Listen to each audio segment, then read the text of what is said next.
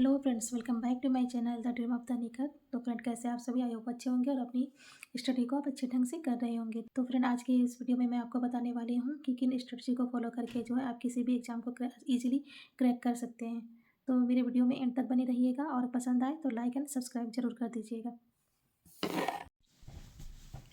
हाँ, तो फ्रेंड, मैं आपको ये बताने जा रही हूँ कि कैसे जो है कोई भी एग्ज़ाम इजीली क्रैक कर सकते हैं, किन बातों को फॉलो करके। तो यहाँ पे कुछ 7 पॉइंट है जो मैं आपके साथ डिस्कस करने वाली हूँ, और इन 7 पॉइंट को अगर आप फॉलो करते हैं तो आप इजीली एग्ज़ाम को क्रैक कर सकते हैं। सबसे पहले आपको क्या करना चाहिए कि अपना सिलेबस जो है कंप्लीट करना चाहिए।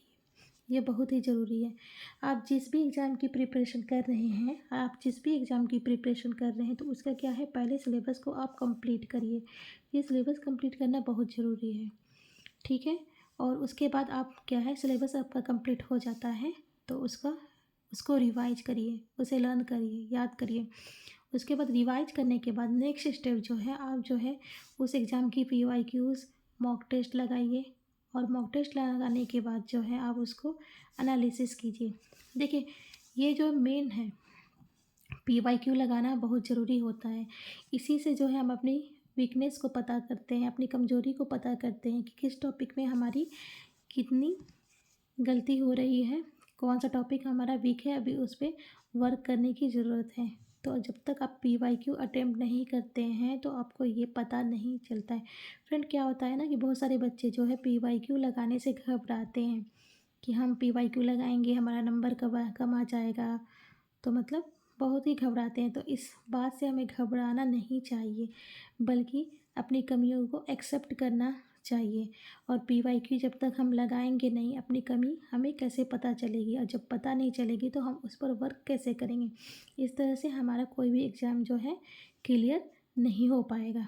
तो मैं तो सभी को सजेस्ट करूँगी कि पीवाईक्यू लगाइए। अगर आपका सिलेबस कंप्लीट हो जाता है, रिवाइज आप कर लेते हैं, तो उसके बाद पीवाईक्यू आप रोज़ एक पीवाईक्यू लगाइए, पीवाईक्यू मॉक टेस्ट लगाइए, और उसके बाद उसे एनालिसिस कीजिए कि कौन सा क्वेश्चन आपका गलत हुआ है।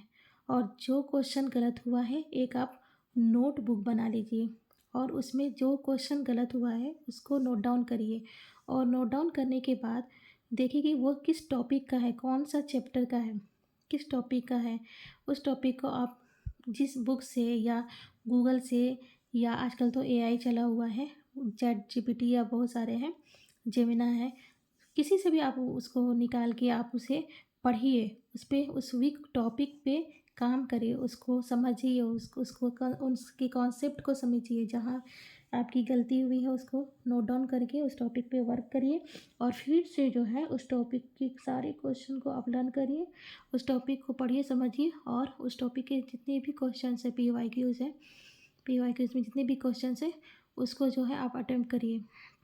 अगर आपको ये जो है उसके क्वेश्चन नहीं मिल पा रहे हैं, तो मैं आपको एक सजेस्ट करूँगी कि आप जो है एआई की हेल्प ले सकते हैं। एआई की हेल्प से अगर आप कहेंगे कि इस चैप्टर का जो है 25, 25 या 50 या जितना भी चाहे आप मॉक टेस्ट बना दो, तो वो आपको बना के आपके सामने दे देता है, जिससे आप जो है उसे अटेम्प्ट कर सकते हैं। और फिर जो है आपको पता चल जाता है कि आपका टॉपिक आप मतलब लर्न हो गया है, आपका टॉपिक आपको समझ में आ गया है कि नहीं आ गया है। और सबसे लास्ट जो है मेन बात है, ये बहुत ही ज़रूरी है कि कंटिन्यूटी होनी चाहिए हमारे अंदर। देखिए, जब तक ये कंटिन्यूटी नहीं होगी जो है, तो हम जो है कोई भी एग्ज़ाम क्रैक नहीं कर पाएंगे। क्योंकि अगर आप किसी भी वर्क को लगातार नहीं करेंगे, आज करते हैं, फिर 2 दिन नहीं करते हैं, फिर तीसरे दिन करते हैं, तो इस तरह से आप जो है कुछ भी हासिल नहीं कर पाएंगे। तो देखिए, क्या होता है कि बहुत सारे बच्चे जो होते हैं 2 दिन पढ़ लेते हैं, बहुत ही मतलब उत्साह के साथ पढ़ते हैं कि नहीं, मुझे पढ़ना है, एग्ज़ाम को क्लियर करना है। और फिर क्या होता है, किसी कारण की वजह से अगर गेस्ट आ गए घर में या कोई काम हो गया, तो उनकी पढ़ाई जो है छूट जाती है। और फिर क्या होता है, एक दिन छोड़ते हैं, फिर दूसरे दिन भी उनकी छूटती ही चली जाती है। तो यहाँ पे ये जो गैप होता है, तो फिर दोबारा जो है हमें पढ़ने में मन नहीं करता, और जो हम पढ़ा हुआ भी होते हैं वो हम भूल जाते हैं। तो हमें फिर से जब हम 2-3 दिन के बाद जो हम फिर से शुरू करते हैं, तो क्या है, हमें बहुत ज़्यादा एफ़र्ट लगाने की ज़रूरत पड़ती है। तो इस तरह से हम कभी भी जो है अपने सब सिलेबस को कंप्लीट ही नहीं कर पाते हैं। तो इसलिए ये पॉइंट जो है कंटिन्यूटी बहुत ही ज़रूरी है आपके अंदर। अगर ये नहीं रहा तो आप एग्ज़ाम को क्लियर नहीं कर पाएंगे। ऐसे तो आप इन सभी बातों को फॉलो करिए और देखिए सिलेबस को ज़रूरी कंप्लीट कीजिएगा।